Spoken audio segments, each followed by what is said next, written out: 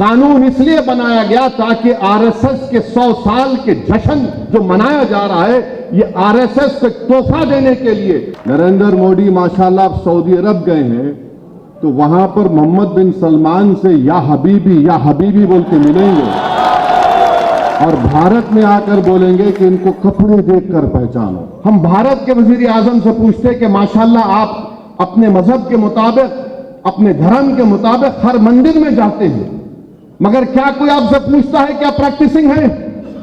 तो फिर मुझसे किस बुनियाद पर प्रैक्टिसिंग पूछा जा रहा है, बताइए आप। हर इस्लामी मुल्क में, मुस्लिम मुल्क में, चाहे वहां पर जमहूरियत हो या बादशाहत हो, वक्फ का तस्वुर है और रहेगा। ये कानून बनने के बाद बादशाह मंदिर को जमीन दे सकता है, मगर कोई हिंदू मस्जिद बनाने के लिए, कब्रिस्तान के लिए जमीन नहीं दे सकता। अब्दुल का मिसाल दे रहे हैं नरेंद्र मोदी। अब्दुल आपका एक और दोस्त है जिसके पास पूरे एयरपोर्ट हैं, पोर्ट हैं। अब्दुल के पास तो कुछ भी नहीं है। मैं पार्लियामेंट में खड़े होकर कहा कि आप तो बोरियों का नाम ले रहे थे और आप बना दिए ट्रस्ट, यानी नाम बोरी का हुआ मगर फायदा मुकेश भाई के मुंह में गुलाब जामुन चला गया। अब्दुल गरीब इसलिए क्योंकि बुलडोजर तुम्हारे। अब्दुल के पास गरीबी इसलिए है कि तुम उसकी बेटी को जेल में डालते हो। अब्दुल गरीब इसलिए है कि तुमने एनकाउंटर किया। हिंदुस्तान के सबसे बड़े बैनुल अक़वामी अगर कोई पिक्चर बनाई जाएगी तो उसमें एक्टिंग के लिए मोदी जी को लेना चाहिए। तुम मेरी मस्जिद के नाम पर सियासत करोगे, तुम मेरी ईमान पे हमला करोगे, तुम मेरी हर चीज पर हमला करोगे, तो मैं सवाल नहीं करूंगा अपने वजीर आजम से। हम वजीर आजम से बोलना चाह रहे हैं कि ये गुर्बत इसलिए है क्योंकि आपकी जहनियत में फिरका परस्ती है, आप नफरत करते हैं मुसलमानों से।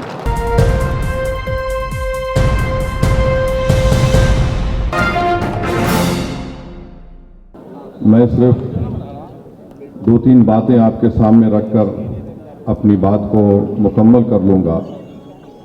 बीजेपी ने एक 16 पेजेस का एक बुकलेट निकाला है और एक 4 पेजेस का पम्फलेट निकाला है, तो मैं कोशिश करूंगा कि इस बुकलेट का और ये 4 पेजेस का हम पूरा अच्छी तरीके से, हलाल तरीके से पोस्टमार्टम कर सकें। तो उसमें बीजेपी ने उस 16 पेज के बुकलेट में लिखा है कि 70% वक्फ की जायदादों पर कब्जा हो चुका है। तो हम भारत के वजीर आजम से पूछना चाहते हैं, जब आप इस बात का इकरार कर रहे हैं कि 70% वक्फ की जायदाद पर कब्जा हो चुका है, तो आप इन जायदादों पर जो लोग काबिज हैं उनको आप मालिक बना रहे हैं लिमिटेशन एक्ट लगाकर। 70% अगर प्रॉपर्टीज पर जो लोग काबिज हैं लिमिटेशन एक्ट के एप्लीकेशन पर जो अप्लाई हो चुका है, और मुझे यकीन है कि कई रियासतों में उनको म्यूटेशन करवा के उनको मालिक भी बना दिया गया होगा, तो ये कानून नरेंद्र मोदी वक्फ को बचाने के लिए नहीं लाए हैं, वक्फ के काबिज लैंड ग्रैबरों को मालिक बनाने के लाए हैं। दूसरा, उन्होंने ये कहा कि पूरे मुस्लिम समाज की तायीद हासिल है। मैं उनसे पूछना चाहता हूं, जो आपके साथ में मीर जाफर, मीर सादिक नहीं ठहरे, आपके सामने अबू जहल, अबू लहब, यजीद खड़े हुए हैं और वक्त के फिरौन के साथ खड़े हुए हैं। ये मैं और महबूबुल्लाह साहब, हम लोग पार्लियामेंट की कमेटी के रुकन थे। कश्मीर से मीरवाइज साहब आए और कन्याकुमारी तक जितने मुस्लिम तंजीमें हैं, चाहे वो जमीयतुल उलमा हो, जमात इस्लामी हो, और बरेलवी तबके के जमीयतुल मशाइख हो, और जो शिया के जितने ओरिजिनल और जेन्यून तंजीमें हैं, वो सब इस बिल की मुखालिफत की। हत्ता के बोरी जमात के शियाओं ने भी उसकी मुखालिफत की। हम पूछना चाह रहे हैं वजीर आजम से कि आखिर ये कौन से लोग हैं जो आपके इस काले कानून की तायीद कर रहे हैं। भारत के 18-19 करोड़ मुसलमानों ने इस कानून को मुस्तरद किया है। वजीर आजम, हम इस कानून को कबूल नहीं करने वाले हैं। यह काला कानून है जो हमारे आइन के फंडामेंटल राइट्स के खिलाफ है। दूसरा, नरेंद्र मोदी ने अपने उस बुकलेट में लिखा कि मुसलमानों में 31% गुर्बत है। हम वजीर आजम से बोलना चाह रहे हैं कि ये गुर्बत इसलिए है क्योंकि आपकी जहनियत में फिरका परस्ती है, आप नफरत करते हैं मुसलमानों से। नरेंद्र मोदी माशाल्लाह सऊदी अरब गए हैं तो वहां पर मोहम्मद बिन सलमान से या हबीबी बोल के मिलेंगे और भारत में आकर बोलेंगे कि इनको कपड़े देखकर पहचानो। अब तीसरा यह है कि एक बीजेपी में बहुत ज्यादा अनमोल रतन है, मुगल बादशाह अकबर के पास भी नहीं थे होंगे, मोदी के पास बहुत से अनमोल रतन है। किसी ने पार्लियामेंट में खड़े होकर कहा कि ये मुस्लिम देश में वक्फ नहीं है। हम अपने वजीर आजम से बोल रहे हैं कि जब आपका प्लेन सऊदी एयर स्पेस में आया तो मोहम्मद बिन सलमान की एयरफोर्स ने 15 F-15 से आपका इस्तकबाल किया, हम उनका शुक्रिया अदा करते हैं। वो मोहम्मद बिन सलमान से पूछ लें कि क्या मदीने शरीफ में रसूलुल्लाह सल्लल्लाहु अलैहि वसल्लम के रोज़े मुबारक के आगे एक बहुत बड़ी बिल्डिंग है जिसमें लिखा हुआ अंग्रेजी में वक्फ उस्मान बिन अफ़्फ़ान रज़ी अल्लाह तआला अन्हु। वो पूछ लें, जब सऊदी अरब जा रहे हैं तो गले मिलते वक्त पूछ लें, या हबीबी ये सही है क्या, क्योंकि बोर्ड लिखा हुआ है। तो हर इस्लामी मुल्क में, मुस्लिम मुल्क में, चाहे वहां पर जमहूरियत हो या बादशाहत हो, वक्फ का तसव्वुर है और रहेगा। तीसरी बात उन्होंने कही कि गुर्बत के ताल्लुक से नरेंद्र मोदी ने मुसलमान अक़लियतों के प्री मैट्रिक स्कॉलरशिप की स्कीम को 9वीं और 10वीं जमात तक महदूद कर दिया। Post matric merit come means का जो यूनिट कॉस्ट होता है, आपको मालूम एक अक़लियती बच्चा अगर स्कॉलरशिप के लिए अप्लाई करता है तो महाना उसको 180 या 200 रुपए मिलते हैं।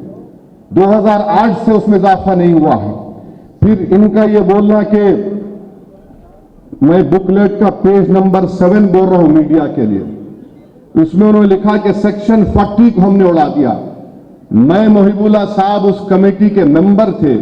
वजारती अक़लियती बहबूद ने अपने जवाब में कमेटी को यह कहा कि सेक्शन 40 का इस्तेमाल 30 साल में 530 मरतबा के करीब हुआ है, जिसमें से 8 मरतबा कोई कोर्ट को गया है। तो ये सेक्शन 40 का जो एक तस्वुर खड़ा किया गया कि जहां पर हाथ रख दिए वक्फ हो जाती है, लिख कर दिया मिनिस्ट्री ऑफ माइनॉरिटी अफेयर ने, ये इनका दूसरा झूठ। तीसरा, उस बुकलेट के पेज नंबर 8 पर उन्होंने लिखा कि खवातीन के बारे में कि हम खवातीन को मेंबर बना रहे हैं। नरेंद्र मोदी झूठ बोल रहे हैं, उनकी सरकार झूठी है।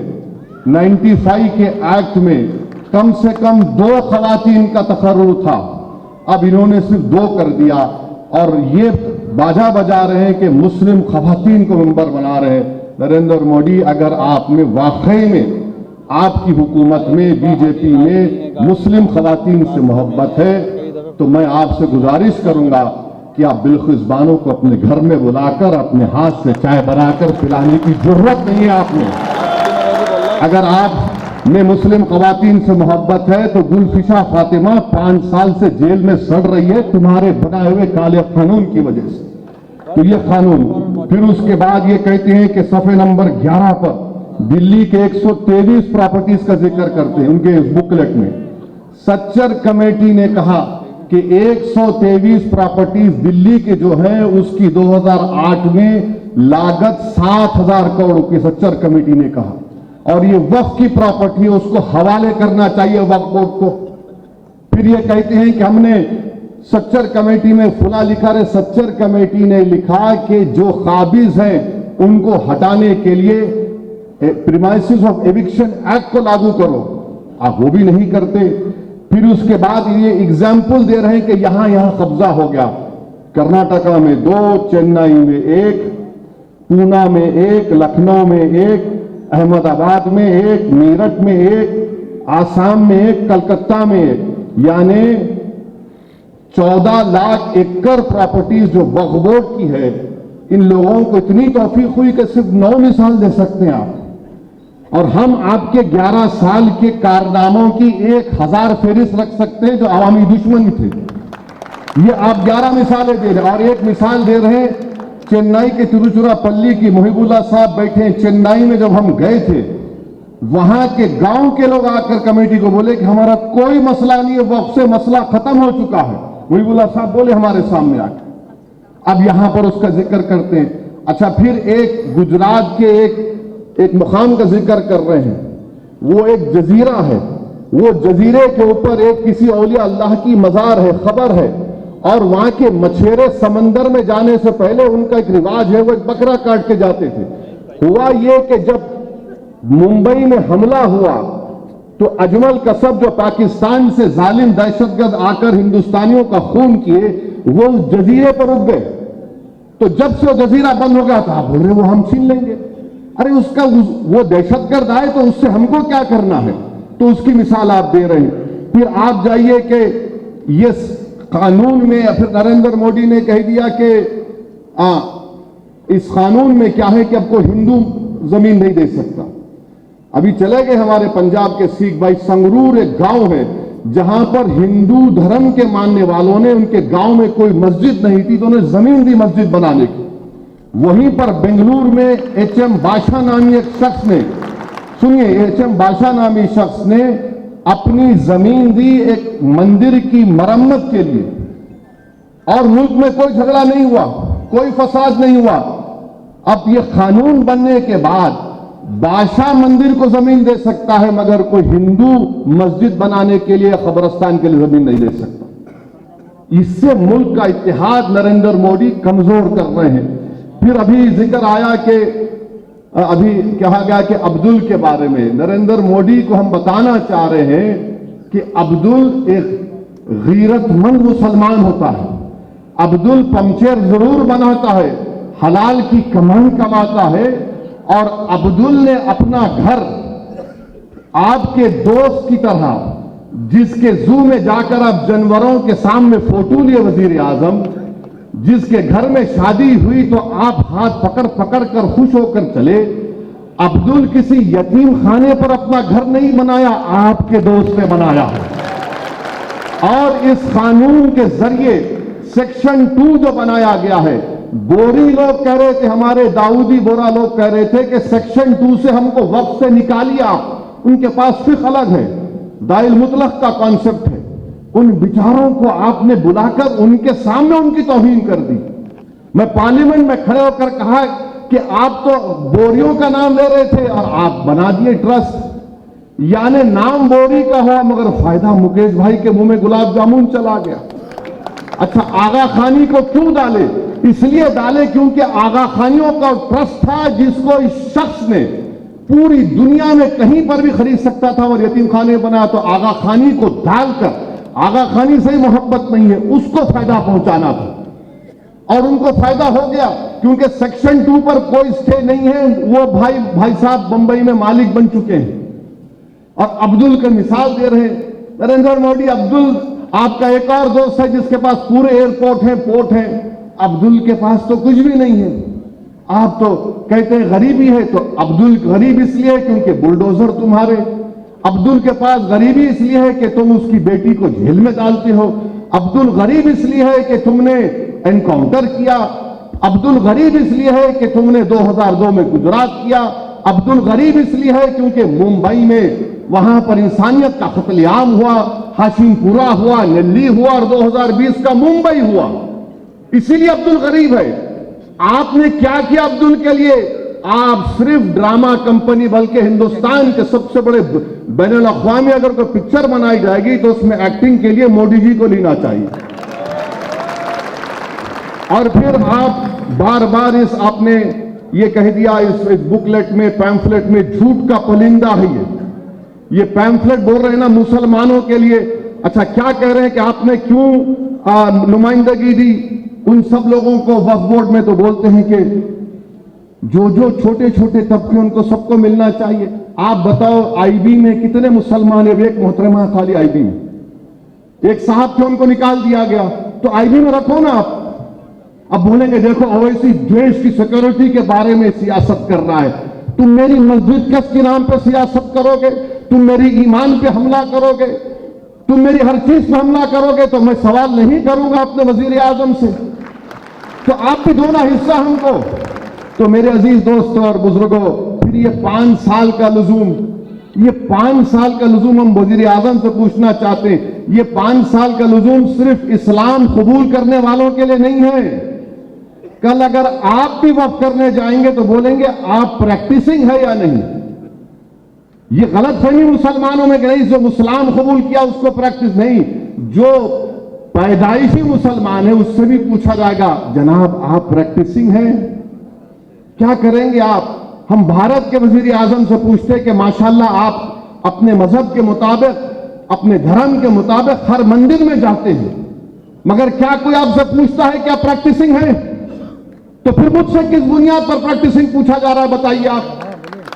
किस बुनियाद पर मुझसे पूछा जा रहा है। किसी से पूछा नहीं जाएगा, हमसे पूछा जाएगा ये कन्वर्ट हो या ना हो।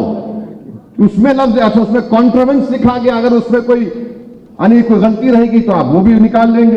तो जितना ये कानून बनाया गया है ये सिर्फ वक्फ की जायदादों को बर्बाद करने के लिए। और उत्तर प्रदेश कौशाम्बी में मीडिया ने रिपोर्ट किया कि 58 एकड़ वक्फ की जायदाद गवर्नमेंट प्रॉपर्टी के नाम पर रजिस्टर कर ली गई, गवर्नमेंट प्रॉपर्टी के नाम पर रजिस्टर कर ली गई।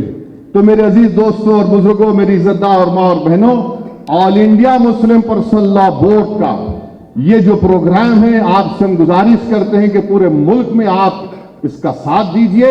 और ये जो अबू लहब, अबू जहल और हमारे जितने ये जोकर हैं, अब इस कानून में कह दिया गया कि आप ओरली किसी को मुतवल्ली नहीं बना सकते।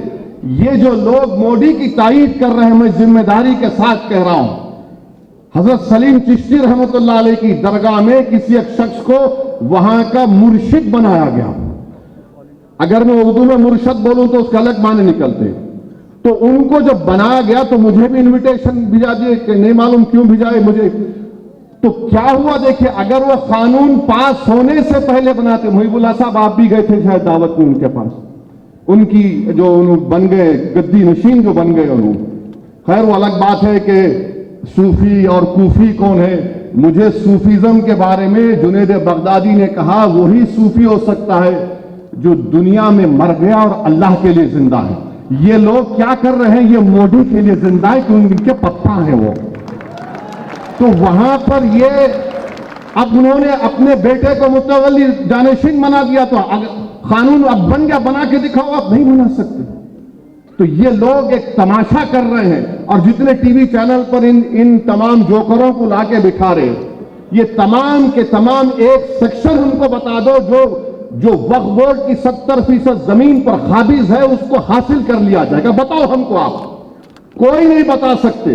कानून इसलिए बनाया गया ताकि आरएसएस के 100 साल के जश्न जो मनाया जा रहा है, ये आरएसएस को तोहफा देने के लिए और इस मुल्क के सेकुलरिज्म को, इस मुल्क की आइन को कमजोर करने के लिए, इस मुल्क की तहजीबों को खत्म करने के लिए और मुसलमानों के ईमान पर, उनकी मजहबी इबादत गाहों पर निशाना बनाने के लिए। और मैं कल जवाद साहब को फोन करके बताया हूं कि सेक्शन 3D पार्लियामेंट में इस पर कोई बात ही नहीं किया।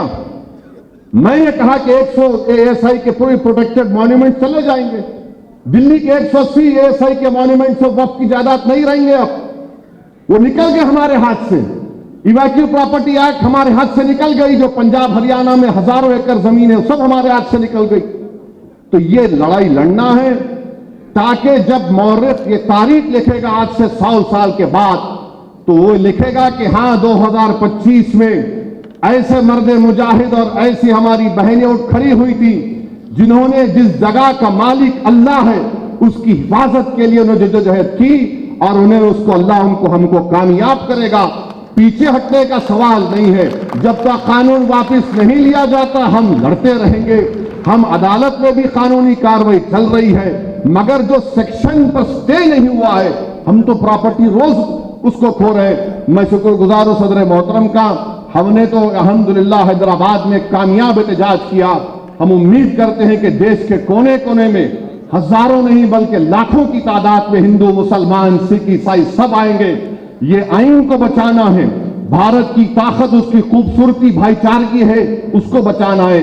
आइए हम सब मिलकर इस काले कानून को शिकस्त दें। वाखिर दावान अल्हम्दुलिल्लाह रब्बिल आलमीन।